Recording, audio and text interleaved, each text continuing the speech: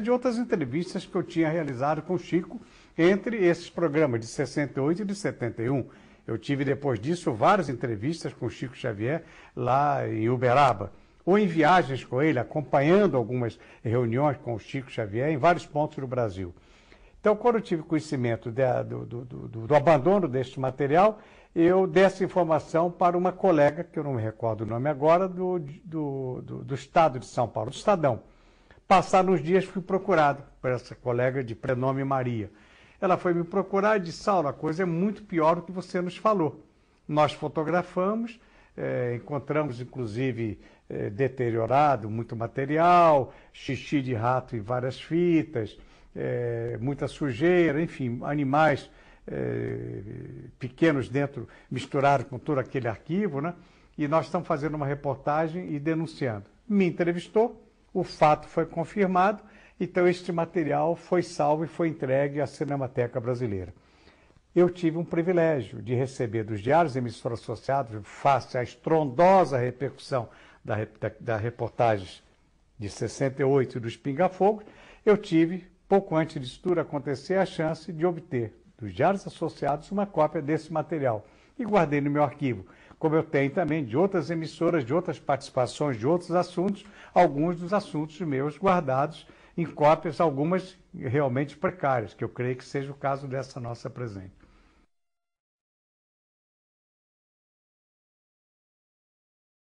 As que concernem ao meu trabalho, algumas delas, como acabei de citar Pinga Fogo, a primeira entrevista com o Chico Xavier, a minha travessia na jangada, etc., algumas dessas eu tenho no meu arquivo.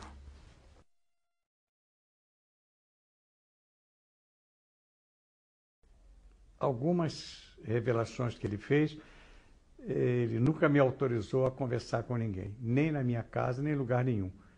Creio que sejam coisas rotineiras, coisas muito deles particularmente.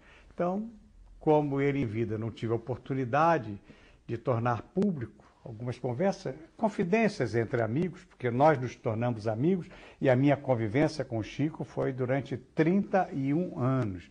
Algumas grandes viagens do Chico, alguns movimentos importantes, ele recebendo o título de cidadão em algumas regiões do país, em algumas cidades, enfim.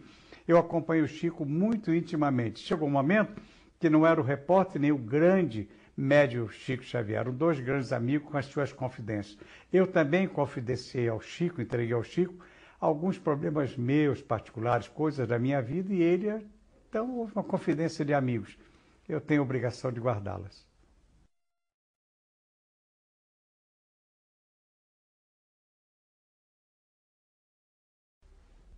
A repercussão foi extremamente negativa para o espiritismo, mas principalmente para o Chico Xavier. Muitos devem se recordar que na década de 50, a maior dupla de repórteres do Brasil no jornalismo era o Davi Inácio e Jean Manzon pela revista O Cruzeiro. Era uma revista que tinha, em média, 650 mil exemplares de edição semanal e mais 120 mil exemplares também semanal em espanhol. A primeira publicação brasileira que saiu para países da América Latina. Essa era a edição dos diários associados na revista O Cruzeiro, considerando que a população do Brasil era um terço, ou pouco menos, do que a população de hoje. O Davi Inácio e o Jean Manzon estavam fazendo uma reportagem sobre materialização. Foram a Pedro Leopoldo, procuraram Chico Xavier e, usando os meios que eu desconheço quais, conseguiram se aproximar do Chico com muita habilidade, convencer o Chico de dar a eles uma entrevista e perceberam a ingenuidade, a honestidade, a pureza, repito, do Chico. O Chico confiava em todo mundo. E o Chico confiou aos dois repórteres uma entrevista. Em determinado momento, eles fizeram uma fotografia que deixava o Chico em posição desconfortável, triste, uma fotografia do Chico em que ele está segurando uma vela perto de uma banheira. Então, esta fotografia serviu para eles depois fazer um texto desmoralizando, dizendo que a materialização era uma farsa, que aquilo não correspondia à realidade e que o Chico Xavier participava dessa farsa. Por isto, a desmoralização, a tristeza que o Chico teve, a desmoralização que se impôs ao mundo, a comunidade espírita no Brasil inteiro, fez com que Chico Xavier, e os espíritas se afastassem totalmente da imprensa. Este gelo, aqui já fiz referência, só foi quebrado quando Chico Xavier, através da participação de diretores do Sanatório Américo Bairral, Sanatório Américo Bairral aqui de Itapira, que a meu pedido, durante 6 meses, conversaram com o Chico para ele me receber, para ver se ele aceitava me dar uma entrevista ou não. Esse gelo foi quebrado depois desse episódio tão triste e lamentável, com essa minha primeira reportagem de maio de 1968.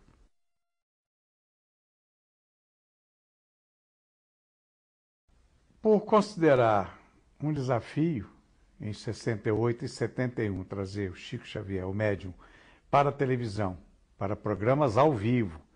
Não eram programas gravados, muito menos editados, eram programas ao vivo.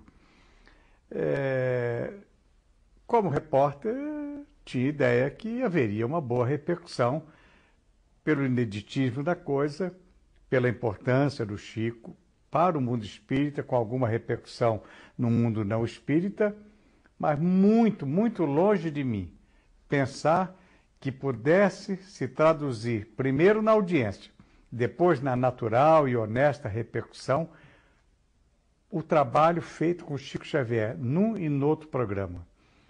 Nos bancos, nos bares, nas praças, porta de cinema, tínhamos notícias de operários que chegavam na sua fábrica e comentavam.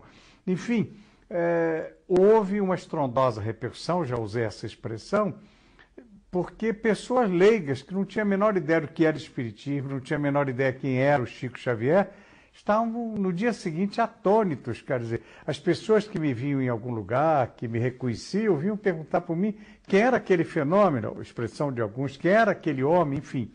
Eu realmente esperava uma boa repercussão, não uma grandiosa repercussão como essa que teve em todas as camadas, no meio civil, no meio militar, nos próprios líderes do governo, linha dura, no caso, da época do regime militar, entre a classe estudantil, jovens universitários, professores da USP, da Unicamp, da própria PUC, enfim, entidades que me recordo, assim, depois de tantos anos, que ou por correspondência ou por telefone ou em contato pessoal comigo, com os meus colegas e com diretores dos diários associados, se manifestavam.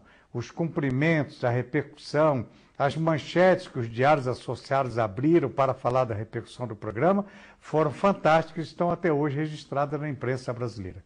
Traduzindo o que eu penso, eu esperava uma boa repercussão, não uma grande repercussão, fantástica e inédita como houve as entrevistas com Chico Xavier, por mim levadas ao ar em 68 e o Pinga Fogo de 71, primeiro e o segundo.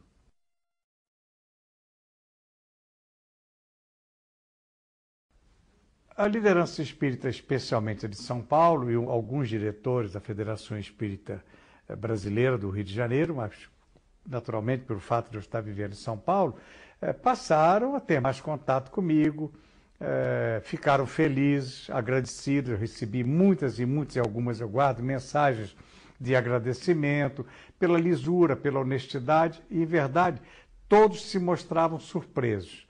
Porque pelo que havia acontecido com Chico Xavier no episódio de Davi Nassis de Amazon na década de 50, era muito difícil esses espíritos acreditarem que ali estava um repórter com um espírito absolutamente jornalístico, com lisura, com honestidade, mas acima de tudo, com respeito à doutrina, mas principalmente ao Chico Xavier.